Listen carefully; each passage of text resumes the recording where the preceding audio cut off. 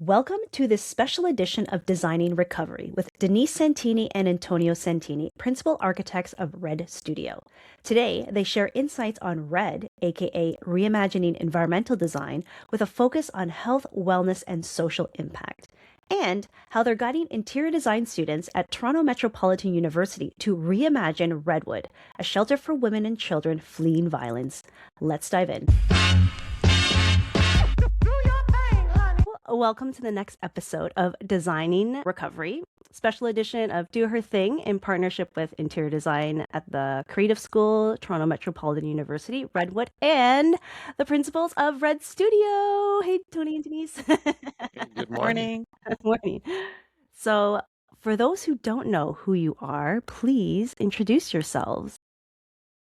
Okay, I guess I'll start. Denise Santini, principal of Red Studio, along with Antonio, husband and wife team. We have been at it since 2002, so going into year 24. Established the firm Red, we love the color, but also stands for reimagining environmental design. And the reason we say that is that we sort of look at environmental design with a very kind of broad approach that includes health and wellness of the individual, incredibly linked to the health and wellness of the planet. So one is supportive of the other. And so that's what we mean when we talk about environmental design. We really sort of step back and look at the whole environment, but with a lens on health and wellness.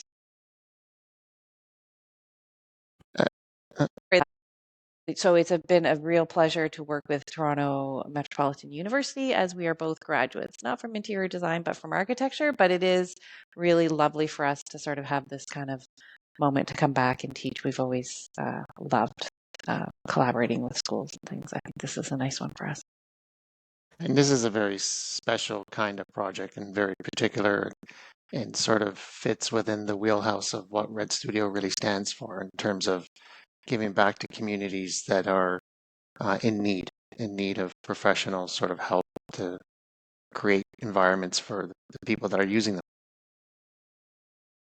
So, Redwood is a shelter for women and children who have experienced violence and trauma. So, Denise, you had the opportunity to actually go on site with the students and meet the clients. What was it? What was the space like? What did you see? We went on site and got a tour of the common sort of spaces on the ground floor. And what I noticed, or what we were feeling and walking through, is they really are stretching every square inch of space over there. And there's a lot of double functioning, and there's a lot of making it work. They're making do with what they have in an incredible way, but the spaces are just really being stretched. This is sort of a very perfect timing to come in and sort of reevaluate, and really recognizing that some spaces, need some privacy, some sensitivity, or what the staff at Redwood had mentioned is that they really want to foster more community building within the spaces. So there's all the bedrooms, but the communal spaces need just to feel a little more warmth, a little more inviting. And I think what they had seen through COVID is that people were, pulling back into their rooms, and they didn't see a full return back into people using the community spaces the way they had kind of pre-COVID. So I think that's why those community spaces need a little bit more attention now, just to bring people back in and really build the sort of community within the environment. There was, some functional stuff that really needs to be hammered out. Like they need storage for strollers, Right. and it's like filling up the living room right now. So that's what's happening so they're using, some spaces, just to meet some really functional storage needs and things like that. So there is some desire to tweak so that we can gain back those community spaces.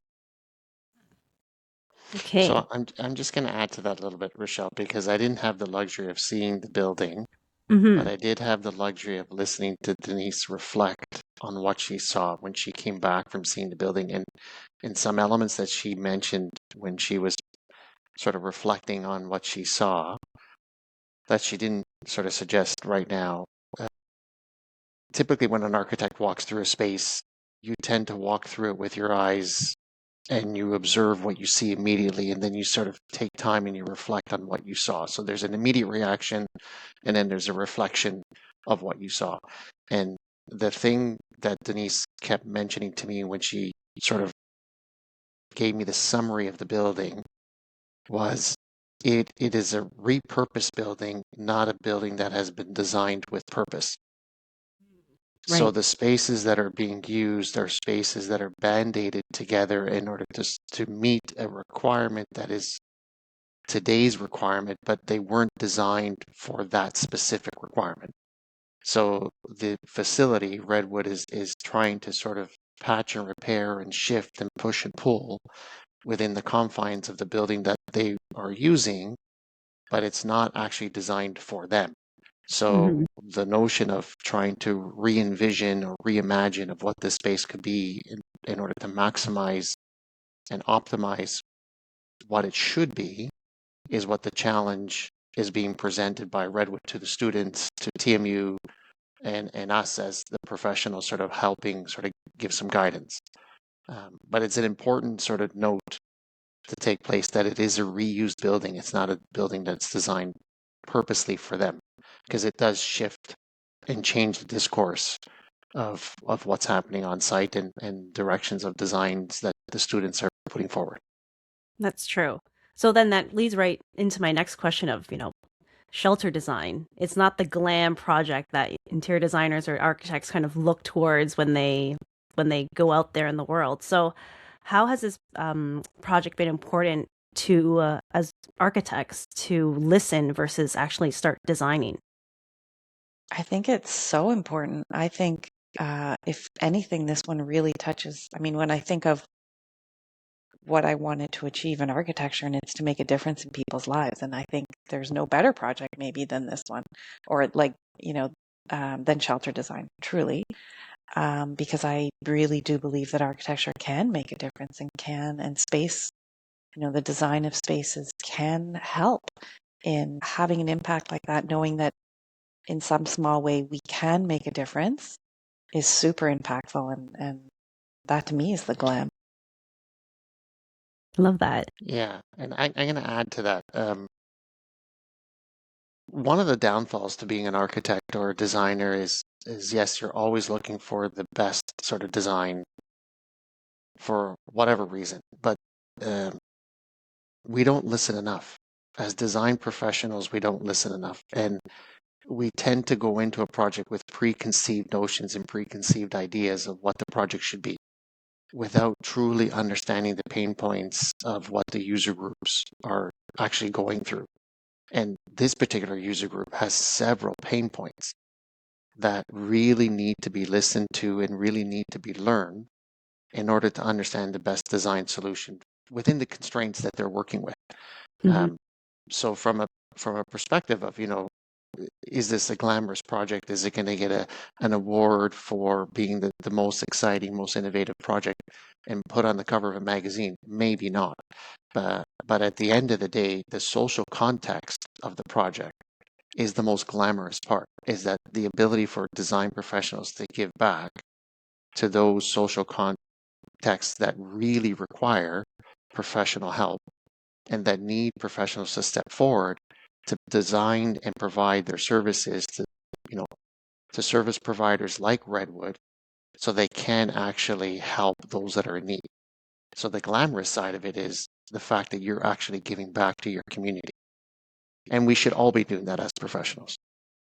The one thing I will say also, to follow on your thread about listening, this is a complex program when you think of it in terms of spatial program. Um, and you compare it to maybe other typologies, like an office. We understand what happens there. It happens during certain periods of the day. We understand what happens in a home. But this is sort of a combination. of a number of things.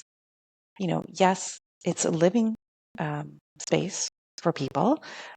It's also a working space for staff. It's also a care space. There's also, therapy. There's support workers. And so there's so many different typologies of functions that are happening in the space. So I think it's actually quite a complex program when you go back and look at it. Like, it's a combination of so many things, and that's the challenge. That's kind of the beauty of it. So then how do you balance, ethics, humility, and accountability with these vulnerable communities? Designing with empathy is a big one, and that you're really trying to look at sort of the paths of every person that walks through that space or is using that space, and making sure that we're balancing. Being in a residence there's a lot of very private functions there, right? Versus people who arrive and are working there. That's a very sort of professional journey through the space.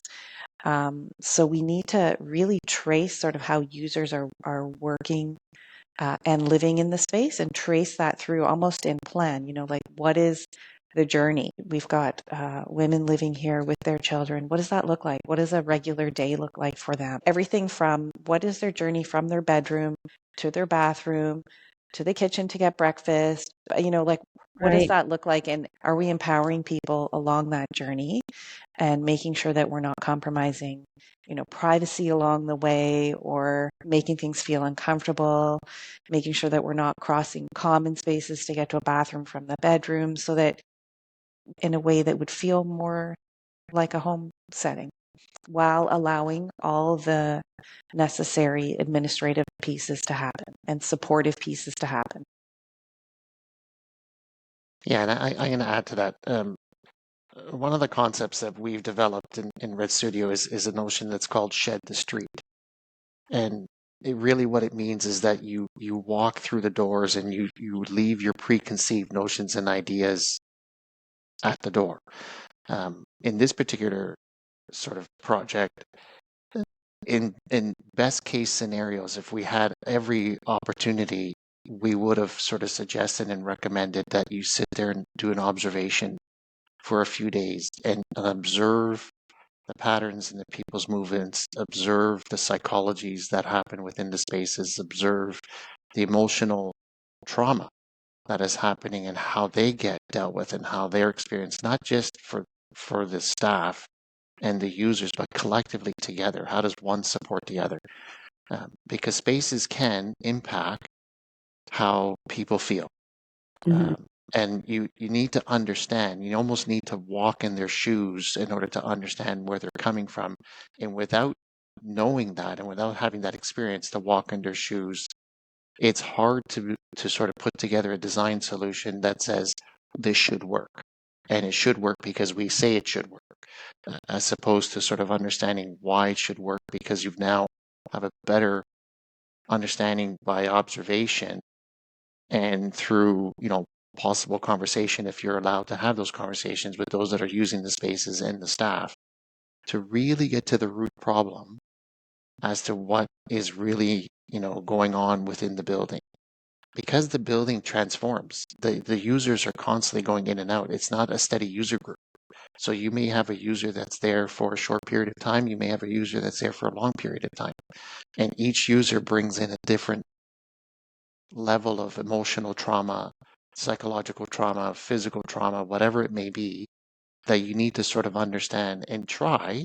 You're not going to, make everything possible, but try to get as many of those issues checked off on a design that solves the place of safe. You want to be able to design a safe place for them so that they can heal as quickly as they can, and then, hopefully return back to their community in a happier state than what they came in through the door. Right. The other thing with safe is, I think, we have to bring in comfort, because we don't want safe to feel institutional. Mhm. Right. But in particular, here we want safe to feel comfortable. So then what does that look like? Because I've been noticing that a lot of individuals who are going in, like recovery is very dynamic, right? It's not linear. So then how do you design spaces that allow for that kind of flexibility and adaptability in this context, right? Like you said, people might be there for a couple months, some people might be there for a year. Like how do you deal with that? Or Yeah, how do you approach that? I think the clients that are using the space are, all at different points, allowing the spaces to be customizable in a way so that when people come in, they can also, bring a little bit of personalization to the space. We had to, in one of the studio discussions a couple weeks back, we talked about, is there a way that people can bring something to the space? I mean, even how are we like placking the door, and instead of calling it room 123, is there any other way that people could then personalize, bring some ownership to the space? And then it starts to develop a character. So the people that are the users, the clients that are in there can start to also sort of layer on character to the space. And then we can start to build community that way.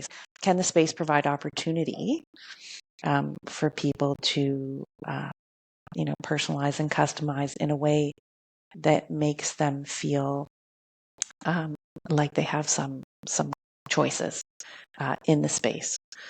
The other really interesting thing that I found about this space when we walked through is they have an internal courtyard. The building has sort of a bit of an internal focus, and that's really sort of to build safety. Once we enter, we are in a safe zone, and then it becomes very inward focused. And a number of the students have taken that and recognized that and created additional interior courtyards, so that it's another way to sort of build in some safety. So we're getting outdoor space within the embrace of the building.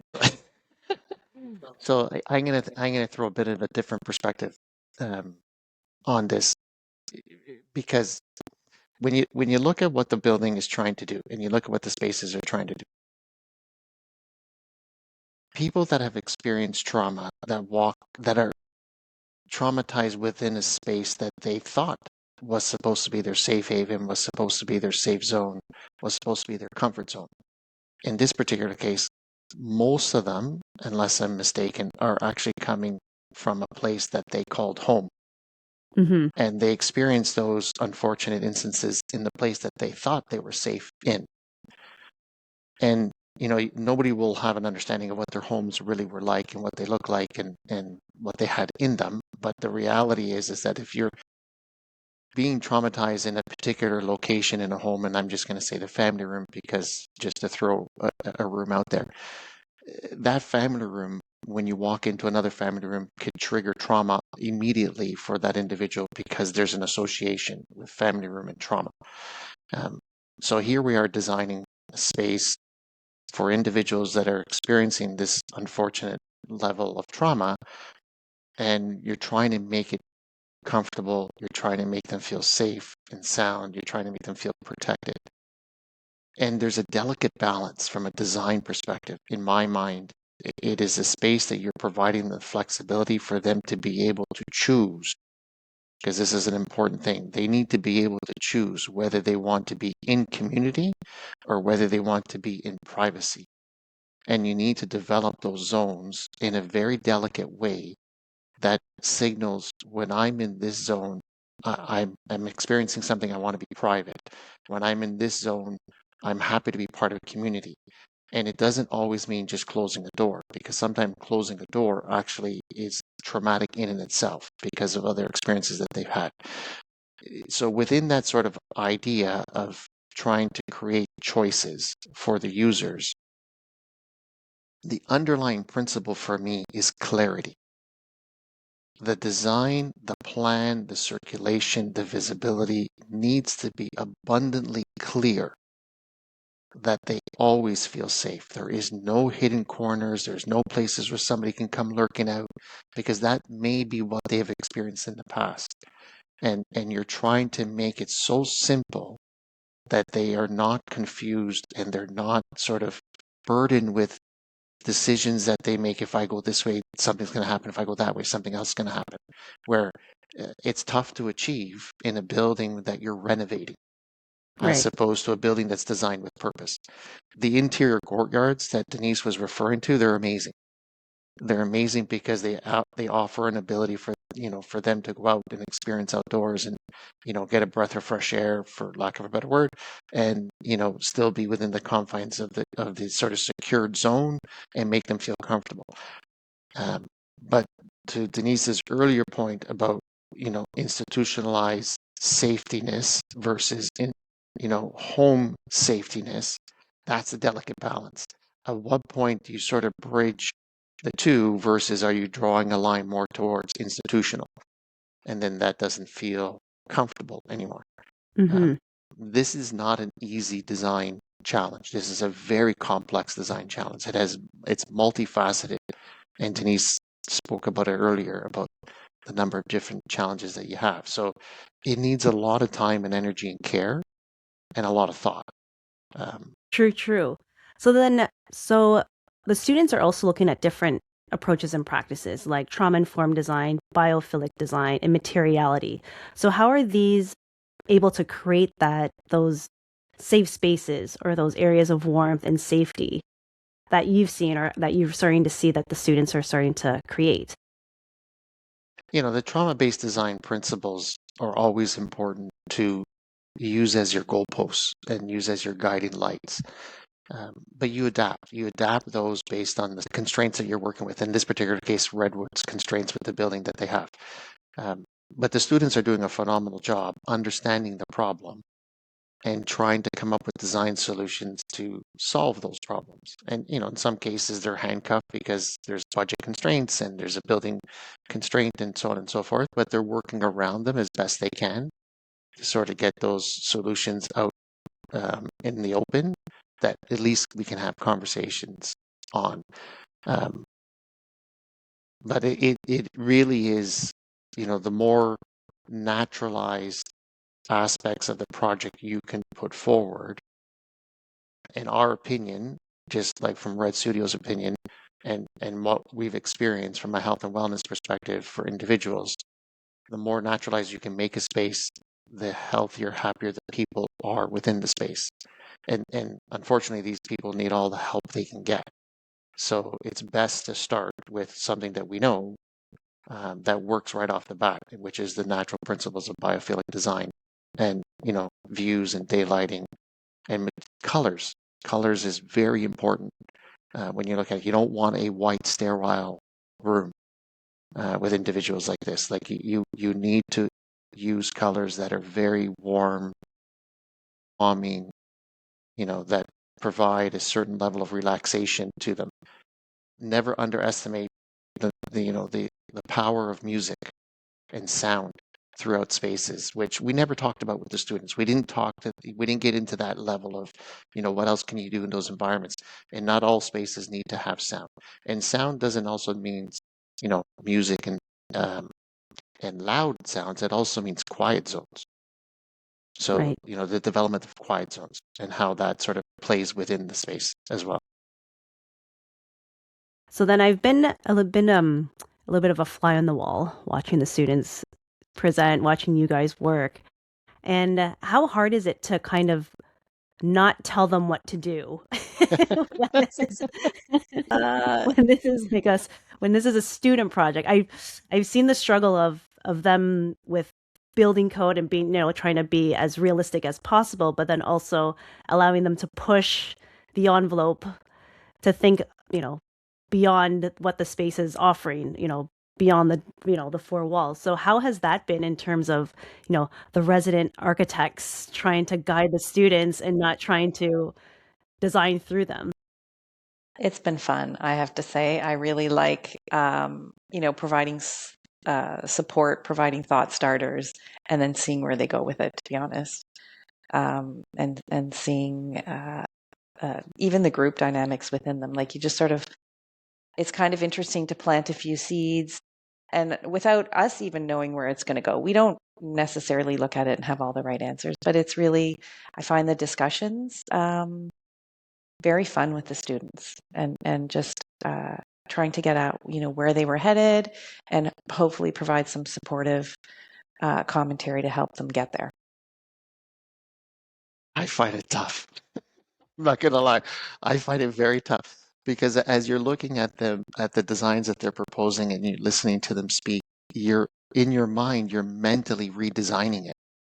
Mm-hmm. Um, and it's just part of the process of who you are as an architect. You immediately start to redesign things in your mind as you're commenting on. So to avoid sort of putting your spin on their design, I often find myself biting my tongue saying, okay, I can't say this, I can't say that, but I have to say this, I have to say that. So there's certain, guidance you want to be able to give them because they're relying on us and our expertise to give them guidance. And then there's a point where you sit back and you say, oof, if they just change this one element, it would make it so much better. How can I tell them indirectly to do that? So it's a challenge. It's not easy. I have to say. I'm learning. So then what have been some interesting moments that you're seeing, right? Because we've been pushing them to think of the big idea, right? But at the same time, look at what they can do immediately. So I think the interesting aspect that they're doing is this phasing, right? Like, this is what the big vision, but then, this is what we can do immediately. So how are you, allowing them to do that, or how are you approaching them and guiding them through that process? Yeah, I feel like if we can call it the quick win, like the first initial intervention piece, that one's really tough because the budget's super tight on that one, and everybody, I think what everybody wants to do is a big move, but the Right. budget's so tight. So that one's, I think, the real challenge. The re-envisioning is the time to sort of let loose and just dream, and I think those ones are really coming along. I think the big challenge is that initial quick win phase. What can we do for X dollars? And it's interesting to me to see them all sort of going out and trying to get donations and things. I'll talk a little bit more about the larger project. The It's important for us to be able to give them guidance for not to squash their design philosophies Mm-hmm. and to push them in direction where they can really explore out of the box thinking because everybody comes at a problem slightly differently and you can see it in the dynamics of the teams, but really what we've been trying to do is just give them enough feedback to keep their big vision going Mm. and push them in the direction to think outside the box. Don't hamper yourself with reality at the moment for the bigger project. The quick win one, yes, absolutely. But the bigger project, like blow the whole thing apart, put it back together again, do what you have to do to get your concept out there. Because somewhere in there, you're gonna, land somewhere in the middle. Um, So then what do you think like success will look like for this type of project for Redwood? I mean, mm, I think for Redwood, um, the beauty of them being involved in a process like this is Mm. that they're going to come away with some really interesting perspectives um, that are sort of from, if we can say, third parties. So they've had other people come in and view and give them ideas, and I'm hoping that it gives them some inspiration and some, the things that maybe they had never thought about before, because they're very busy doing and operating the facility. And they know their pain points, but I think having somebody come in from the outside and just sort of look at it and say, we see this, we see, your struggles, here are some ideas. So I'm hoping for them it's really valuable in terms of getting ideas and thought starters and may hopefully working through an initial quick win phase. Right. I think it's an opportunity for Wedward to also learn. And the reason why I say that is because in the conversations that we've been involved with and we've listened to Redwood comment, um, they are set in a certain way to use and function in the building, not because, and I'm saying this only through my observations, not because that is their optimum solution. It's because they're making the building work as it is. So there is an option and an opportunity for Redwood to learn through the eyes and the lens of experienced design professional students that are trying to push barriers, enter concepts, look at different philosophies to get Redwood to rethink how they're currently using the building and what the future building should really be like, as Right. opposed to saying, I use it today like this and it must be like this because this is how I use it today. And 99.99% of clients do that because they're just set in their ways as opposed to Well, looking at other opportunities to reimagine, re-envision how they function within the building to Hmm. actually optimize their own efficiencies, their own operations. And they can't see it because they're too close. They're in it every day and they're just making it and work. they've just inherited, the Yeah, space. yeah, yeah. So there's an opportunity for Redwood to learn as much as the students to learn as part of this process, which I'm very curious to see what happens. I mean, the True. beauty of the studios, like the beauty of these collaborations is everybody's learning. No, I love that. And it's so true because the students will bring forth an idea that Redwood have never would have thought of. And then they go back and they're kind of, it's almost they've planted that seed with them and like, oh, this could actually be different. If we take down this wall, if we open up this, we can have more Yeah, space than before or more interaction or more sense of community in the space with what they're looking for. yeah. So then what should the students be aiming for then beyond that like beautiful design, right? I think, so many, their functionality on this one's a big one. I think they should still, this is still their opportunity to dream big. And then what does that look like? I'm going to add to that. And I think what the students should be looking for out of this whole experience is what is truly involved in a design project. In other words, what I mean by that is that when you're in school, you're doing a studio project, there's no client, there's no reality, there's no budget, there's no this, there's no that. You get to tend to do whatever you want. With these particular groups of students and Redwood being at the table, all of a sudden now it's become real. So the notion of it being real tends to be a kick in the pants because all of a sudden the things that you were so used to doing in studio, you're now saying, oh, I can't do that anymore. Now I have $33 of demolition that I need to account for, which I never had to account for before. Um, so the students should come out of this with now a really clear understanding of what the design world ahead of them is going to be like when they graduate and get a True. job. And they happen to be in the position where they were so fortunate that they got to deal with a real client while they were still in school. Mhm. That speaks volumes for when they get out there because they'll have a different level of understanding of what a studio needs to do when they get, into an office. They'll have that level of understanding that other, students didn't have, which is huge. And to bring it full circle back to your original question, it's about listening and observing that I think this studio offers the students really an invaluable experience there. Yeah. So there you are. You can use the acronym LOL: listen, observe, and learn. There, see, we should coin that one. There you are. Yes. Oh, well, that was good because I think that answers almost the last question of like, how do you see projects like this influencing the future of architecture and interior design? I will hand it to Lorella for pulling together this studio. I think that bringing in a real client is so invaluable.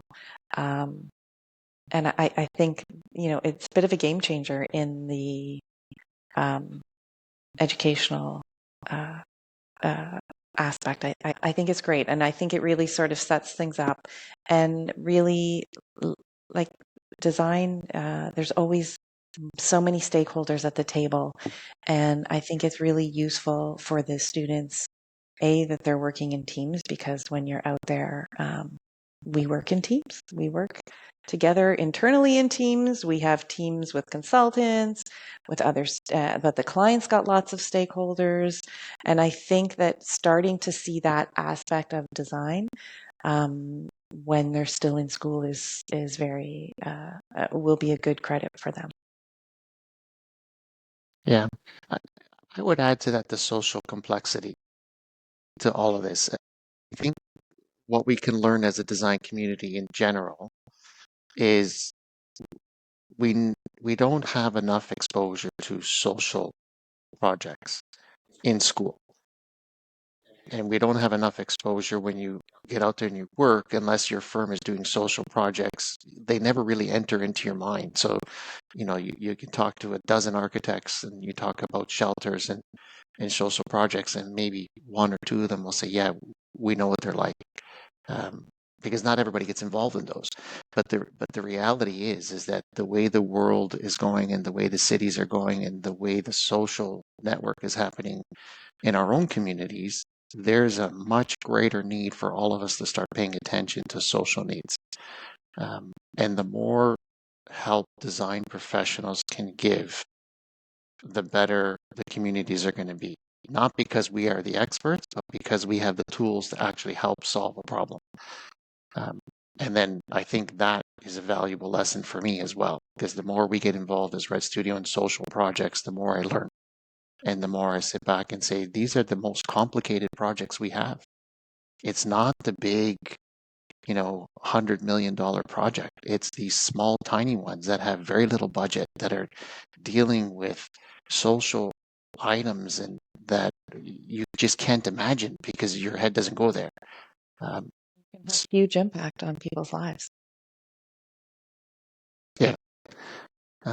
So that to me is the eye opener for architecture and interior design students coming out of this, is that Lorella did an amazing job exposing into a sector of work and a sector of design that is going to be truly important going forward.